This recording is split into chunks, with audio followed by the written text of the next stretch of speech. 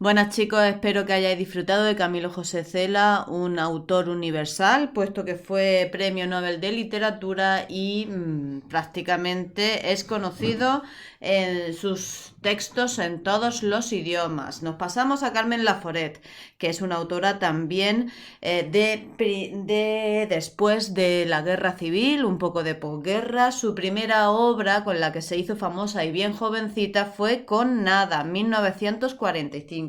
Con esta obra ganó el premio Nadal. Que fue un premio que a partir de entonces se hizo muy importante en la escena narrativa de nuestro país y que han ganado pues prácticamente todos los autores de la segunda mitad del siglo XX. Nada cuenta la historia de Andrea, que es una chica que después de la guerra se va a vivir a Barcelona, a la casa de sus abuelos, con sus tíos, para estudiar una carrera universitaria. Pero lo que se encuentra allí, en casa de sus tíos y de sus abuelos, pues es una casa que ya ha dejado de tener ese brillo que ella recordaba de niña, en la que los personajes, sus familiares, después de haber pasado tanto hambre y de tanta pobreza, pues han cambiado su forma de ser también, y la casa en sí, pues es prácticamente una ruina lo que se encuentra. ¿Vale? Existe una versión cinematográfica de esta novela y que bueno, que os recomiendo que os la leáis porque desde luego que es un clásico dentro de la literatura española. Y después de Carmen Laforet nos vamos a ir a ver a Gonzalo Torrente Ballester. Es un hombre que le gusta mucho la novela policíaca. Desde luego que se dio a conocer por esa temática que hasta entonces había estado un poco abandonada. Él la inaugura en gran medida como bestseller, ¿no? Lo que son los bestsellers de novelas policíacas en esa primera mitad del siglo XX.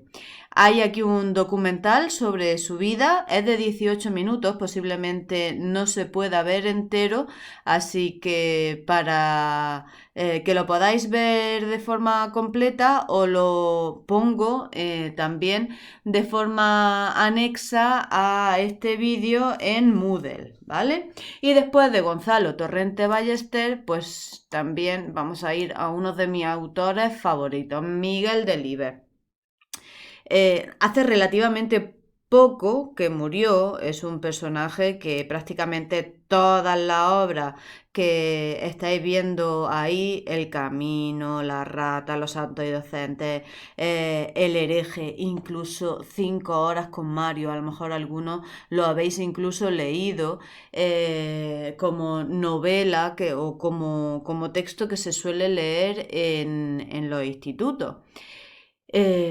Son obras que son conocidísimas, muchísimas de ellas adaptadas al cine. Eh, no sabría qué deciros sobre él.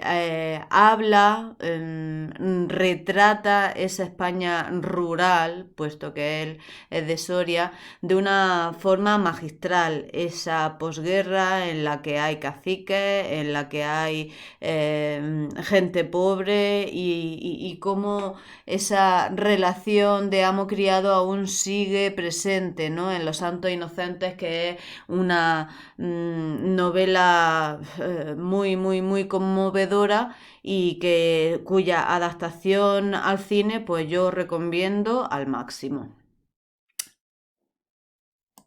Y después de Miguel Delibes, porque sabéis que me gusta hacer un pequeño recorrido por todos los autores, pero pequeño porque en sí es poco lo que podéis decir de ellos de cara a selectividad, pues nos vamos ya directamente a la narrativa de la generación de los 50.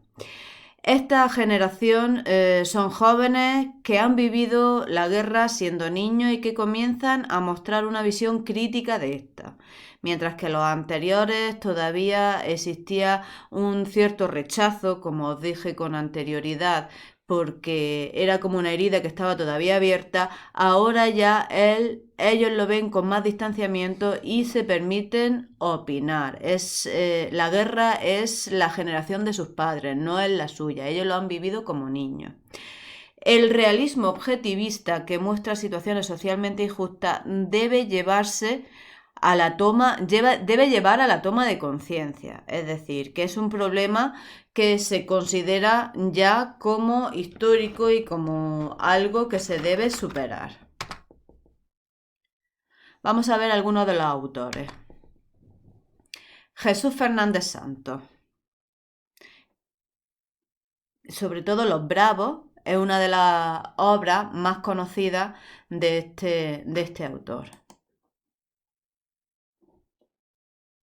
Ahora les voy a presentar a ustedes a un hombre que solo le faltan 2 premios literarios, el Cervantes y el Nobel, porque van a ver ustedes. Es Premio Nadal, Premio Nacional de Literatura, Premio Hasselblad de la Real Academia Española, Premio Gabriel Miró, Premio Ciudad de Barcelona y 2 veces Premio de la Crítica.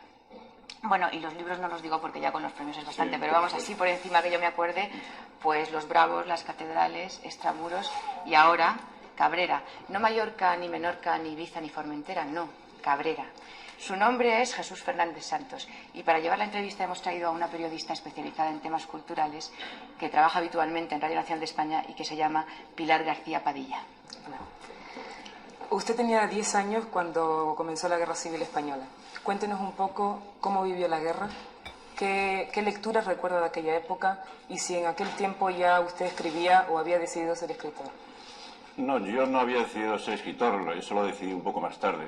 Lecturas no tenía ninguna, lo que sí recuerdo muy bien es que para mí la guerra fue una liberación, o sea, yo toda mi infancia la había pasado pues como los chicos de la burguesía de entonces, en un balcón mirando la calle, viendo cómo los demás jugaban, o los otros niños, ¿no? En cambio para mí la guerra supuso ya el bajar a la calle porque a mí me pilló la guerra veraneando en la sierra y nos evacuaron a Segovia. Entonces para mí supuso bajar desde ese balcón, desde donde yo envidiaba tanto a los demás chicos de mi edad, y participar en la vida de la calle y en sus juegos. Eso es el recuerdo fundamental de la guerra para mí, aparte de recordar también el miedo que veía en los ojos de los mayores. ¿Cuándo entonces empezó usted a escribir? Pues poco después. En realidad escribir para mí es fundamental, es la razón de mi vida, es lo que yo siempre he querido ser y, en fin, es lo que soy. Usted empezó a estudiar Filosofía y Letras, o estudió Filosofía y Letras en la Universidad Complutense. Allí se rodeó de un grupo de amigos. Bueno, no me rodeé, es que nos encontramos, porque estas cosas siempre coinciden. Vamos, la gente que tiene un interés común pues siempre coincide. Coincidimos Sánchez Ferrosio, Aldecoa, Carmen Martín Gaite y yo, en fin, y algunos más. Porque, en fin, esto de la literatura pues atrae a unos con otros, ¿no?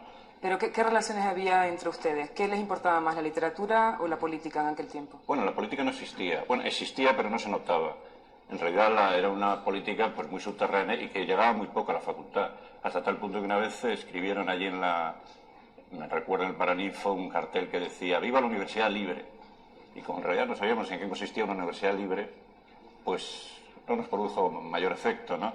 Ahora, de hecho, claro que existía. Ahora, yo creo que lo que más nos interesaba entonces era la literatura.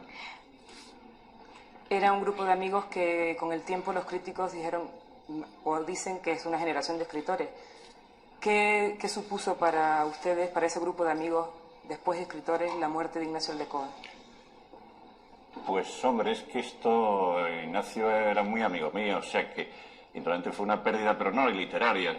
Bueno, literaria por supuesto, pero humana para mí pues fundamental, porque era como, no sé, como perder algo muy íntimo, algo que iba muy unido a mi vida, insisto, no solo literariamente. Con ese grupo de amigos, quizás después de la facultad, usted comienza a frecuentar el Café Gijón. Sí, porque la verdad es que no acabamos casi ninguno la carrera. Pues unos antes, otros después la fuimos dejando y como en algún sitio había que encontrarse, pues naturalmente nos encontramos en el Café Gijón. Pero con mayor o menor insistencia usted sigue siendo un habitual de la tertulia del Café Gijón. ¿Qué es el Café Gijón? ¿Qué se cuece cada tarde en Café Gijón? ¿Es el... Pues no se cuece nada. Lo que pasa es que cuando tienes un rato libre, pues vas allí porque encuentras unos amigos con los que echar una parrafada, ¿no? Como sucede en todos los países del mundo y como sucede entre los jóvenes de ahora. ¿No es entonces el horno de los chismes literarios de la capital? Hombre, bueno, chismes literarios y no literarios yo creo que se cuecen en todas partes, en los cafés, en los quirófanos, aquí en televisiones y en todas partes, pero no creo que solamente en los cafés. Usted, señor Fernández, perdone, a pesar de todos sus premios, se ha hecho popular con su novela Chamuros y ahora con Cabrera, pero también ha hecho cosas como crítica, cine, Bueno, televisión. Sí. No, la crítica la sigo haciendo, ¿eh? ¿Y el cine y la televisión los va a abandonar? ¿Está ya entre los privilegiados que pueden vivir de la literatura? No, que va, yo no. Vivo en parte de la literatura y en parte de mi mujer, que trabaja también. Pero lo de televisión, el cine sobre todo, yo es que empecé a hacerlo, pero vi que el cine, sobre todo en España, está muy mediatizado. Está mediatizado por un guión, está mediatizado por el tiempo, por un productor, por multitud de cosas que, en fin, que hacen de ti algo que tú no eres. Entonces, en cambio, en novela o escribiendo, pues tú escribes lo que quieres y nada más, eres totalmente libre. Usted recurre con frecuencia en sus obras a la historia de España, episodios Sí. concretos de la historia de España, es decir, que se puede decir que España aparece como tema en su literatura. Pero ¿es usted también un escritor, como ha habido otros, a los que le ha dolido o le duele España? Hombre, a mí no me duele ni me deja de doler. Yo la tengo presente porque yo soy español y por lo tanto, pues es mi, en fin, es lo que me hace escribir y lo que yo siento y lo que llevo dentro.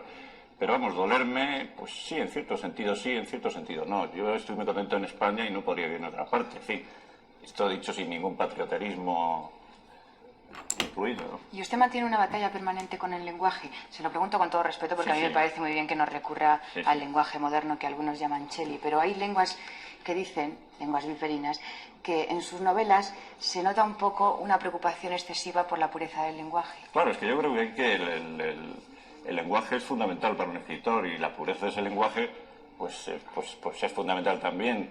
Quiero decir que si los escritores no nos tomamos a pecho defender el lenguaje, ¿quién se lo va a tomar, no? Usted, después de 30 años de carrera literaria, después de todos los premios que ha citado Carmen, ¿ya ha decidido el tema de su discurso de ingreso en la Real Academia? Hombre, bueno, primero hace falta que ingrese o que me llame. Pero ¿cree que está cercano el día de su ingreso? Pues cercano no, pero sí, supongo que algún día, si vivo lo suficiente, pues entraré. A fin de cuentas están mis libros allí, ¿por qué no voy a estar yo, no? ¿Le hace ilusión entrar en la Academia? Pues sí, claro. Bueno, ¿y cuál sería el tema de su discurso? Pues supongo que mi generación, que es lo que mejor conozco. El otro día asistí a una discusión entre amigos en los que se debatía la O sea, posibilidad... ¿no serían también viperinos? Sí, Claro que van a- eran menos viperinos, pero se discutía si se podía aprender a ser escritor. Y hubo alguien que dijo que el escritor nacía de la imaginación, la cultura y la disciplina. No, Que- yo creo que el escritor nace. Vamos, creo yo, es una opinión muy personal. Naturalmente a esa vocación o ese poder de escribir o esa facilidad para escribir o para crear mundos especiales, a eso se añaden las vivencias que uno ha tenido, las experiencias que uno ha tenido, la cultura que uno tiene, y todo eso forma lo que es un escritor y lo que es pues una literatura personal, digamos, incluso un estilo. A fin de cuentas, el arte no es más que una interpretación de la vida, ¿no? Después de 30 años como escritor y después de una carrera no lenta, pero sí segura y sin aspaviento, ¿qué opinión le merece estos montajes editoriales de grandes novelistas españoles que puede haber hasta 2 novelas importantes cada mes? Hombre, yo no creo que haya 2 novelas importantes cada vez en España ni en ningún país del mundo. Ahora, si lo que te refieres es a la publicidad que se hace hoy día de los libros, pues a mí no me parece mal, en principio, porque la primera condición para que un posible lector lea un libro es que sepa que existe y que lo compre o, en fin, o lo busque en una biblioteca. Y en ese sentido, pues a mí me parece bien de la misma manera que se anuncian los conciertos o el teatro, en fin, o tantas otras cosas en la vida. Bueno, y por último, ¿por qué escucha usted tanto la radio? La radio, pues porque duermo muy mal, duermo muy mal y entonces la radio me ayuda a llenar esas horas, en fin, que no sirven ni para trabajar, ni para dormir, ni para nada. Los que duermen normalmente no saben la suerte que tienen, ¿no? Bien, muchas gracias Jesús Fernández Santos por Nada. su presencia aquí y gracias Pilar García Padilla. Pues nada, chicos, hasta la próxima.